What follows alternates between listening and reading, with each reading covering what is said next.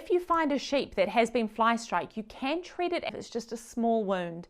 You want to shear it close around the wound, keep going until you're absolutely certain you've got all the edges of the wound, and then check between the wool all around it over their body as well. That will often surprise you, and those maggots are crawling out way further than where you thought the wound was.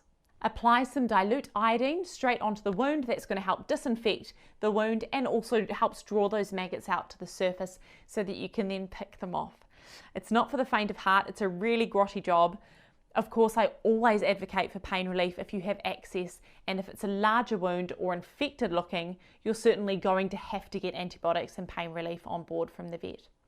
If it's a really large wound, guys, and they can get huge and cover, you know, a third or a half of the animal, in those cases you absolutely need to get a vet. And if you can't afford a vet or you don't have access to one, then humane euthanasia may well be the only way to go. Seriously, they can go into shock when they have large wounds. Just because it's common doesn't make it any less severe of a disease, all right? You may hear of at-home jobs treating wounds around using alcohol or hydrogen peroxide. Please, if there's any other option at all, I can't condone these. Yes, they will kill some of the maggots, but only about 30% of them. They also kill all the living tissue, so it takes longer to heal. They don't kill the maggot eggs, so any new ones will still hatch.